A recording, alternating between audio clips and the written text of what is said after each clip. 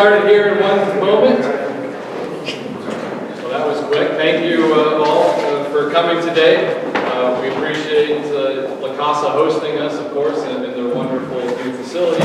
And of course, we're thankful to our speaker for him to share his expertise on this very important issue. If you've been watching the news recently, different pieces of our immigration policies have been hitting it, and every time I go on the news, they seem to ask me about what the city of South Bend is doing for those policies, and I have to remind them they're not city of South Bend policies, and we have our own things we're focused on, and immigration policy is a national policy. But nevertheless, South Bend is a welcoming community. Our growth that we've experienced over the past decade has largely been fueled by immigrants. So if we didn't have immigrants, we would not be a growing city once again. So it's critically important to our economy to make sure that we remain a welcoming community. We continue to invite folks from around the country, around the world, to make South Bend their home. And one of the programs in which we started, obviously before the current national policies, but in the previous administration, was how can we know our nation's immigration system is flawed. It's a lottery system when you think of the H-1B visa program. And so we have these qualified folks who are here, ready to work and help our economy grow. And yet, nevertheless, we don't have enough spots for them in our current system. And then, of course, there's a risk to employers who want to try to take this on because it's a lottery system. Your odds are you can sponsor someone, and your odds may not be that you don't end up with a worker at the end of the day. And so that was the motivation for forming this program, was to de-risk that investment from employers, where we share the risk, and so that they're confident that they can move forward and make sure that they have the employees that they need. So that's really where we began, and I believe we had 23 people take us up, our employers take us up on it last year, and we ended up with about what the national average, or maybe a little better than the national average lottery system is. Just over half of those folks were successfully able to receive an H-1B visa. So that's what we're doing at South Bend. We want to continue to make sure this is an economy to grow and be welcoming to everyone. And we're going to do our best to navigate through the current times. And again, appreciate our guest speaker to share his expertise with us here today and see how we can move forward together as a community. Without further ado, I'm going to introduce my Deputy Chief of Staff, Allie Doles-Lane, to go over a little more of the nuts and bolts. Obviously, I didn't cover much of the nuts and bolts, but invite her up to go through the agenda and then invite our speaker to come up. So thank you.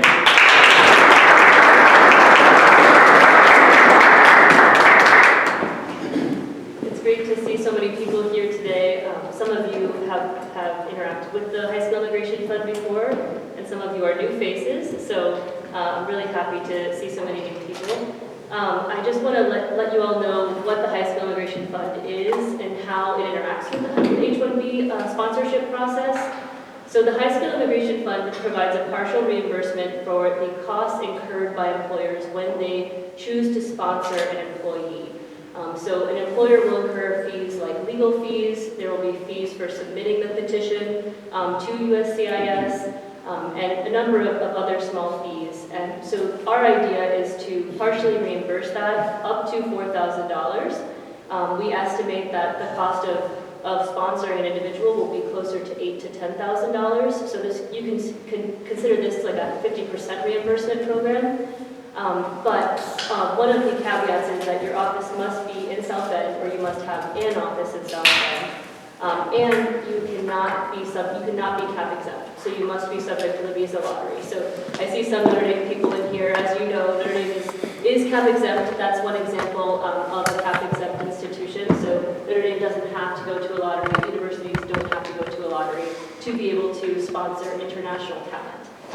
But we know that there are a lot of other industries besides universities who do need to sponsor international talent to fill some of our high-demand roles in our high-demand occupations, especially those STEM occupations in South Bend and in the whole region. So just a little bit about the H-1B process. First, you need to identify an employee that you want to sponsor. So you might have an employee who recently graduated from Notre Dame or from IUSB or another university in this country and has a 1, 2, 3 year optional practical training period where they can work under the current visa that they have.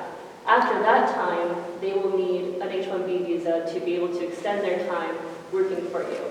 The H-1B visa has some particular requirements. So an employer would have to fill out a labor condition application. They would have to fill out an I-129 petition. So basically you need to tell the federal government what the job pays, what it does, how it's related to the STEM field, and you need to show that you're offering a fair wage to that employee. After that, you will either go to the lottery or you will skip the lottery if you're a CAP-exempt institution. And then that individual will have to get their change of status or their visa from a U.S. consulate or they may have to go back to their home country to do that. So that visa can be granted for up to 3 years or extended to 6 years. That's the current guidance for the H-1B visa. And as I mentioned before, H-1B visas are generally for STEM occupations. So, the individual has to have a bachelor's degree or higher, and that's usually what the case that we see here is a lot of times we have individuals from our local universities that are being sponsored. I really just wanted to give you a high-level overview before I invited up our legal attorney here who can speak more to this process. I also wanted to tell you that we are recording this session. If there's anything that you want to look back on, we will post the slide deck and the recording to our website, southbendin.gov/hsif. I also wanted to let you know that, you need to seek real legal advice if you'd like to participate in the H-1B sponsorship process. We don't want this to be your legal advice, so please do seek legal representation for that. And if you have any questions, we will have a Q&A session at the end. But now I want to turn it over to Mike Durham from Barnes & Thornburg. He is a local immigration attorney with a lot of expertise on this subject.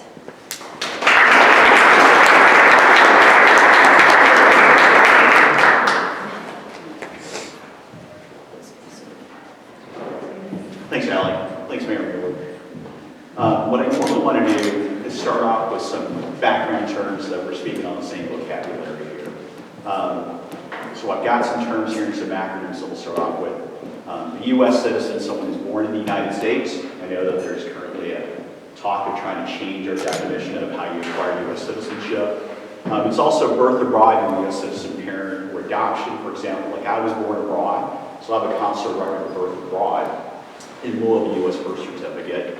And I was born in a country that didn't offer birthright citizenship, so I don't have dual citizenship. I just have my consular record of birth abroad. You can also naturalize, and that's a process for someone who's a legal permanent resident of the United States. Once they've had their green card for 3 or 5 years, can then apply and take a test to see if they can become a U.S. citizen. There's also U.S. nationals. They're an extremely limited category here in the United States, other than all U.S. citizens are U.S. nationals. But there's a lot of other countries where citizenship is harder to acquire and they have nationals. For us, it's a legacy of our colonial system, but we have a few territories where those individuals are U.S. nationals and not U.S. citizens. They've got the right to work in the United States. U.S. legal resident, and that's someone who has a green card. They're actually green now. For a while, immigration had changed the color of the cards. That's someone with permanent permission to reside and work in the United States. The green cards are now issued in 10-year periods. There's a small classification where you get a 2-year period of a card, but it's generally a 10-year card. And you can renew your card. If you have an expired card, you're still a U.S. citizen. Like if you've got an expired U.S. passport, you're still a U.S. citizen. That's a U.S. legal resident. The difference between a U.S. legal resident and a U.S. citizen would be that if we commit crimes, we're the burden of the United States, right? If you're a U.S. legal resident, you commit certain crimes or undertake certain actions, you can lose your legal residency. If you decide to take up residence abroad and not undertake certain actions with immigration, you can actually lose your green card when you try to come back to the United States. An asylee or refugee, those are individuals also with permanent permission to reside in the United States and work here if they want to. Those are folks fleeing persecution on certain protected grounds. The only difference between an asylee and a refugee really is where it gets processed. If you're a refugee, you got processed abroad in a UN camp, but you met the same legal requirements. And then if you're in the United States as a refugee, it's because we took you in versus another nation. An asylee is someone who physically entered the United States and then presented their application for protection. If they're granted asylum, they're an asylee. We have a lot of folks that are applicants for asylum because it's a long process. Those aren't asylees yet, but they're seeking asylum. And after you have asylum or refugee status, you can apply to become a U.S. legal resident and then move up the chain to U.S. citizen. Temporary status, those are folks like folks on H-1B status, but they have temporary permission to be in the United States. Some of the statuses automatically confer employment authorization, like H-1B. Others allow you to apply for an independent grant of employment authorization, and others have no corresponding right to employment authorization at all. For example, someone who's a B1 or B2 tourist, they have no right to employment authorization. They can't apply for employment authorization. Versus like an F1 student, they can apply sometimes for employment authorization. Undocumented, these are folks that either entered the United States without permission, or they're here in the United States and they were allowed to come in, but then their status has expired. And those are individuals that are also here in the United States. Some immigration terms and acronyms here to go on. I-9, for those of you working in human resources, you should know what an I-9 is. For the rest of us, it's that document we filled out when we onboarded with an organization to show that we're able to work in the United States. The I-9 came about in 1986 when there was a compromise. Before that, employers weren't required to verify the identity and employment eligibility of their employees, but we had a large immigration amnesty at that time period. So Ronald Reagan and Tim O'Neill had a compromise where this requirement to verify the identity and the employment authorization of new hires was pushed on employers, and we also got a right for certain individuals that apply to permanently stay in the United States. A visa. A visa is a document that's inside a foreign national's passport. You secure it at a U.S. embassy or consulate abroad. The visa is simply used to seek admission into the United States. And often when a foreign national is here in the United States, they want to extend their visa, but they're probably trying to extend their I-94. The visa is simply used to enter the United States or request entry in the United States, like that airline is going to want to see your visa because they want to make sure you can actually get into the United States, because the airline is actually responsible for the cost of sending you back if you don't get admitted to the United States. Once you're admitted, like once you enter the United States, and for all of us that have traveled internationally, even U.S. citizens will have to meet an immigration officer, but you have that kiosk at the airport or pre-clearance if you're abroad at certain airports, where that immigration officer is going to look at your passport, look at your visa, and ask you about your request to stay in the United States. And if they grant you admission, you're going to issue what's called an I-94 document. Back in the old days, it was actually an old white card that they would staple inside of your passport. Immigration has stopped issuing that paper white card, and now you have to go to the Customs and Border Protection website to get your I-94. But that's what grants your actual stay in the United States. It's not your visa. Think of the visa as, hey, the U.S. Embassy, if you've been vetted, might issue a 10-year visa. It simply means they're providing you the convenience of not having to go back to the U.S. Embassy for a visa again. But each time you enter the United States, that immigration officer is going to look at that visa, ask you about your purpose of this stay, and they're going to grant you a certain time period to stay in the United States. EAD, that's an employment authorization document. It's a card that immigration will issue to certain foreign nationals who have the right to work in the United States. Other foreign nationals with the right to work in the United States don't actually receive an EAD, or they don't apply for an EAD, but it's an employment authorization document. It's not to be confused with the green card. The EAD is not a green card. But to make it confusing, immigration has varying lengths for these EADs. They can be as short as 1 year, and be as long as 5 years. But if you're like in H-1B status and you don't actually receive an EAD, your I-94 is what grants you the ability to work in the United States. Green card is the card for legal permanent residence. It looks like an EAD, but it'll actually be green. It'll say U.S. legal resident. This is the document that's most often counterfeited by counterfeiters. They normally don't counterfeit the EAD, they go after the green card. So for those of you that are working in human resources, this is a document you want to pay careful attention to when you're doing the I-9 process. E-Verify is a voluntary program currently. Sometimes an organization has to enroll in E-Verify if they've got a state contract or if they're a federal contractor. There are certain requirements for certain companies to do it. Some states require all the companies in that state to enroll in E-Verify. But E-Verify is a complement to the I-9 process. It doesn't replace the I-9 process. There's talk, immigration right now is rolling out E-Verify Plus, where they're trying to merge the two systems together. It's by invitation only right now during their beta testing phase. But E-Verify is an additional tool that immigration uses to help employers verify the identity and employment authorization of their new hires. Additional acronyms here, H-1B, we're going to get into that in heavier detail here. H-1B1 is sort of similar to an H-1B. It's reserved for individuals who are citizens of Chile and Singapore, because we have a treaty with those two nations where they reciprocate and offer our citizens the same right down there. E3 is like an H-1B, it's just for citizens of Australia. OPT is that optional practical training that foreign national students, when they graduate, will often have, and that OPT is evidenced on their EAD that they'll have. STEM OPT is an additional 2 years of employment authorization that some STEM students may receive if the employer is enrolled in E-Verify and does a STEM training plan with that employee. TN is another employment category. It's based on our old NAFTA treaty, and that's for professionals, and it's limited to citizens of Canada and Mexico. But those are some common options to the H-1B. The government agencies that are involved, and I did this slide deck before the recent changes here. I guess right now I can put down every single government agency is going to be involved with immigration, but historically it's been Homeland Security. So after 9/11, we created the Department of Homeland Security and took the old INS and split it into 3 different agencies. Citizenship and Immigration Services is the paperwork arm of immigration. They handle adjudications of like folks that are applying for an H-1B for their employees, or people applying for naturalization, or people applying for a green card. Customs and Border Protection, that's Border Patrol and the folks that you meet at the airport when you fly back into the United States. They're actually the largest federal law enforcement agency. Then we have ICE, that's Immigration and Customs Enforcement. They're another law enforcement agency, and they're tasked with removing individuals from the United States, and they're also tasked with the F1 student visa program. Also formally involved with immigration is the Department of State. They maintain our embassies and consulates, and they're involved with some particular immigration programs as well. The Department of Labor is heavily involved in the immigration process through employer sponsorship. It's involved heavily with the H-1B process, but also in the permanent process as well. And those are the federal agencies that are tasked with immigration historically. So let's get into the main topic here, like what is an H-1B visa? And Allie did a great job here. But it's reserved generally for specialty occupations with 1 hour fashion models.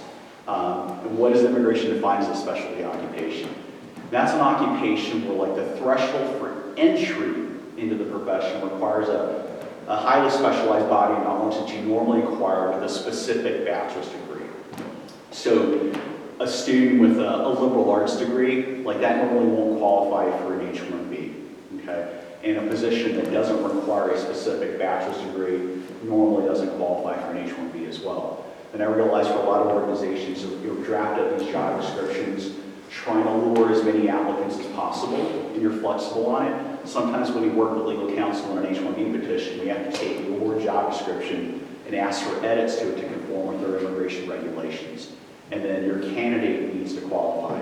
If they don't have that specific degree that qualifies them for that position, for example, if you hired an individual because they were the best worker that you found or that person's proved themselves, sometimes we can use a credential evaluation where we take their liberal arts degree versus their experience, and sometimes we get an academic credential evaluation that says that that's equivalent to, for example, let's say you needed an accountant, that their generic MBA plus their experience is equivalent to a U.S. bachelor's degree in accounting.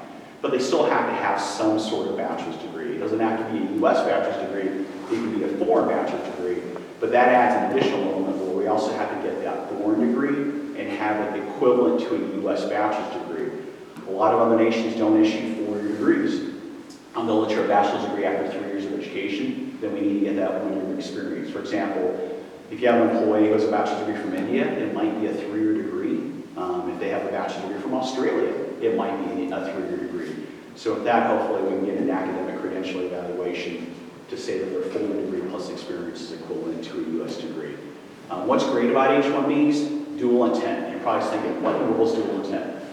Dual intent means that foreign national can have the desire to reside permanently in the United States, and that can't be used against them to deny the H-1B. Most of our temporary visas for folks that wander in the United States, they're not dual intent, meaning that you had to explain, or at the U.S. Embassy interview, but also with immigration at the border or at the airport when you flew in, that you don't have a desire to reside permanently in the United States. So if you're coming here on a tourist visa, a student visa, if asked, you need to honestly say, hey, this is a great opportunity for me to come to the United States and get a great degree at Bethel or ISB or Notre Dame, but that opens up doors around the world. Knowing full well their doors probably going to be best here in the United States, but they need to articulate to the satisfaction of the consular officer or the border patrol officer that they are entertaining the prospect of leaving the United States. And same thing for a tourist. Tourist visa applicants are routinely denied at all U.S. embassies and consulates abroad because they haven't explained to that consular officer the real purpose of their trip here in the United States and that they're going to leave, right? They're coming here to visit their niece's baptism or whatnot. What that consular officer is worried about, since maybe half of the folks that are undocumented in the United States actually came with a visa and overstayed, they're worried that you're going to come in on a tourist visa and then change your mind and stay, right? So what they're looking for is like strong ties back to your own country, that you actually are coming here for a conference or you're check out schools, and you're coming to go gamble in Vegas, but you're actually leaving to go back. So that's what's great about an H-1B. It's a dual intent visa, meaning that that requirement's not on you.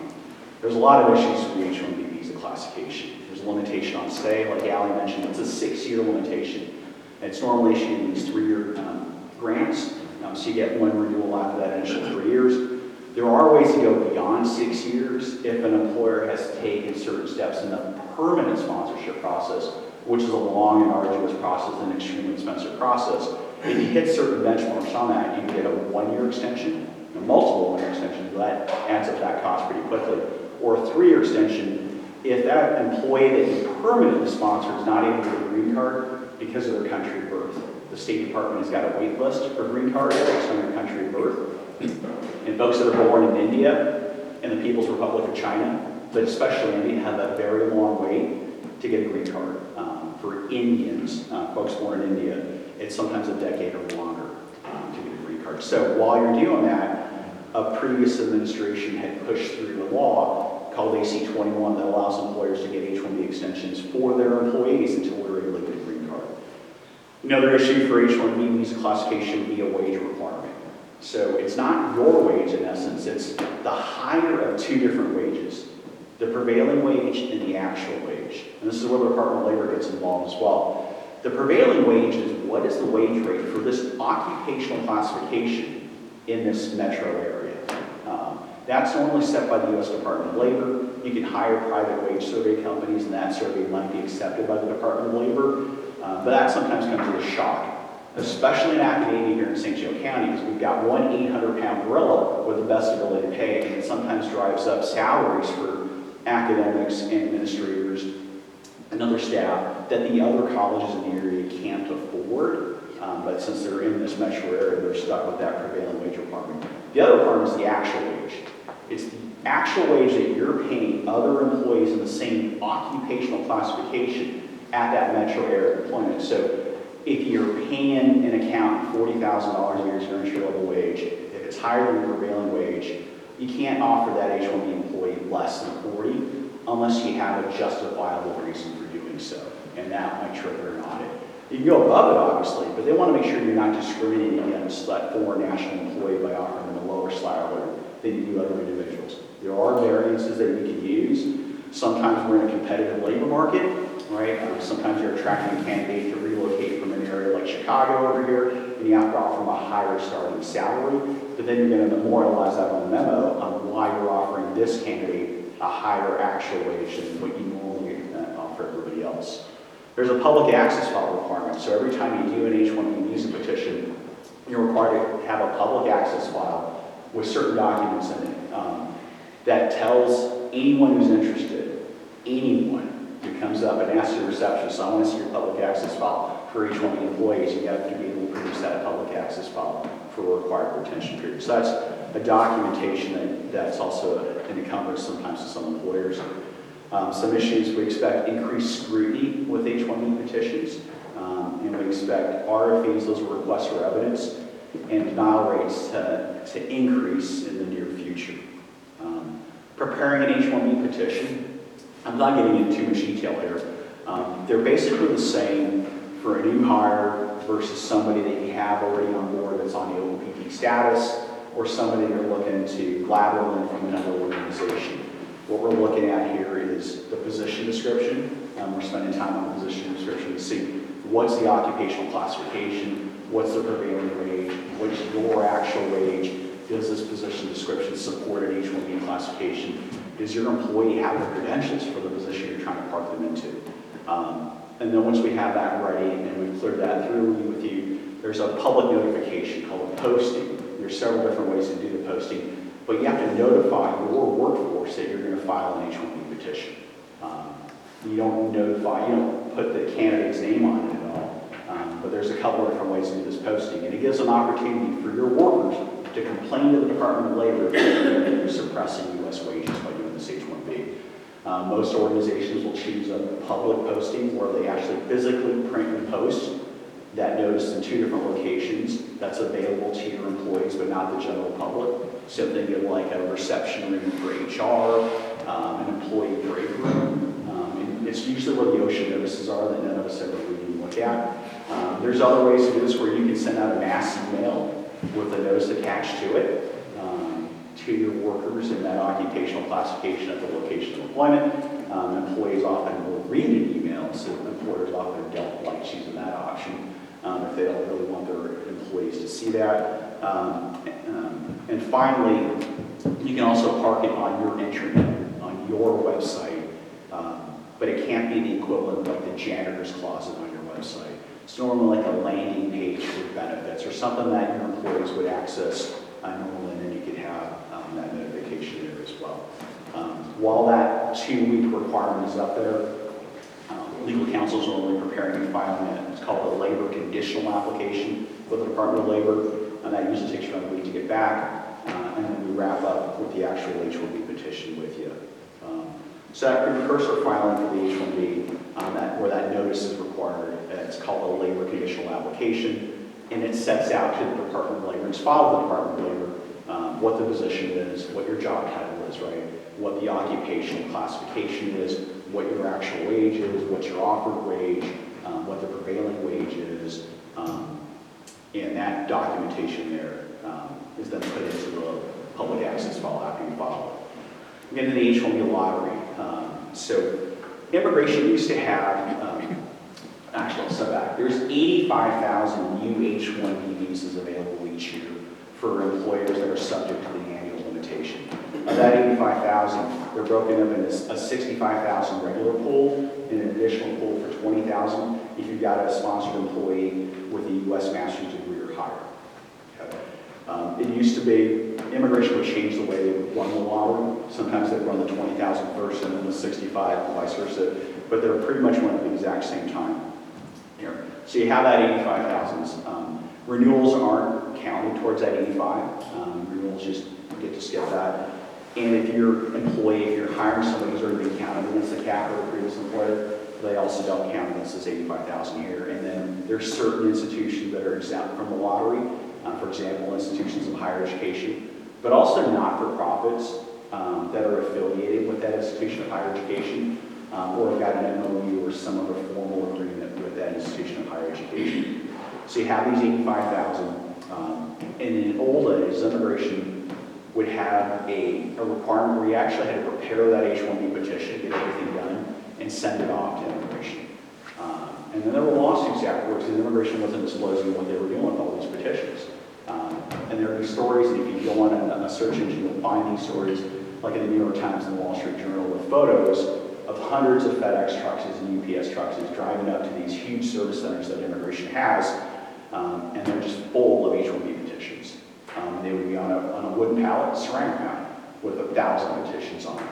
And immigration wasn't disclosing how they actually ran the lottery. points. There was a lawsuit, immigration fought it, and they finally settled by creating this electronic system, which was a lot better for employers. Because in the old days, you were paying for an H-1B petition in the hopes that immigration would receive it in later on. You would get your checks back over it, attached to it, but you wouldn't get your legal fees back when immigration would send back your package in June, July, or August. You wouldn't know if you won the lottery or not until you got that back or you got a receipt notice. Now with this electronic registration period, you'll know by March 31st normally if you won or not. If you haven't won, immigration doesn't send you a notice saying you haven't won. You simply don't get a notice.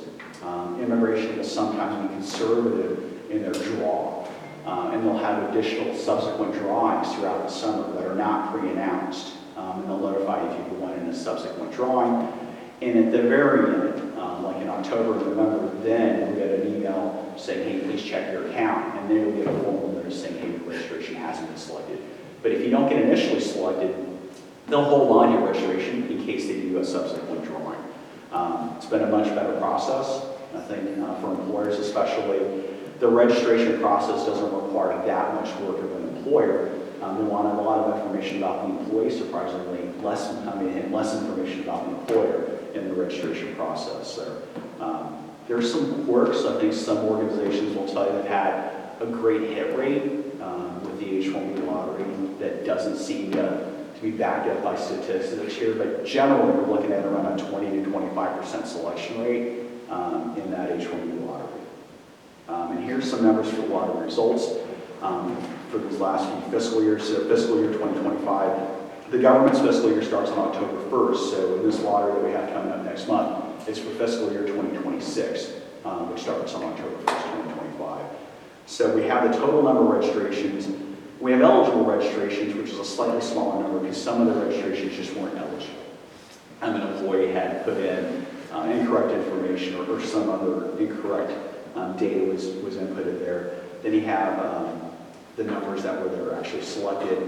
And what you see here is this really big rise, right? An outlier that started in 2023 and culminated in 2024, and then we come back to a more normal 2025. What had happened here was that the registration process is designed for organizations to put in one registration per employee. So if you have an organization with multiple affiliates, you're not supposed to be putting in a registration for Jane Doe through, ABC Corporation of Indiana, ABC Corporation of Michigan and Illinois. In theory, you could be putting in all these registrations trying to game the system. And that's what some employers have done when you look at 2023 and 2024. So immigration launched a criminal investigation and cited employers for trying to game the system here on it.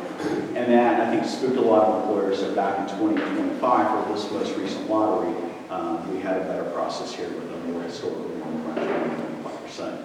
Most of the draws are in that initial selection there at the end of March. Until last year, your employees would kind of know immediately if they won or not. They're checking out in their chat rooms. Immigration would send out several 100,000 PDFs immediately. This past year was sort of annoying because they trickled out over like a 1-week period, so you never really knew when to notify an employer, hey, they're concluded their lottery and it looks like you didn't win in this drawing here. And that didn't happen. What slide do you guys see? Each one of the lottery results? Okay. My apologies here. The laptop did something over here. And I'm not texting. Okay. Do you see H-1B extensions? Yes. Okay, thank you. Thanks, sorry about that. Yeah. So an H-1B extension, so normally you get a 3-year H-1B, but you can actually ask for less time as an organization if you want to. That increases your working costs.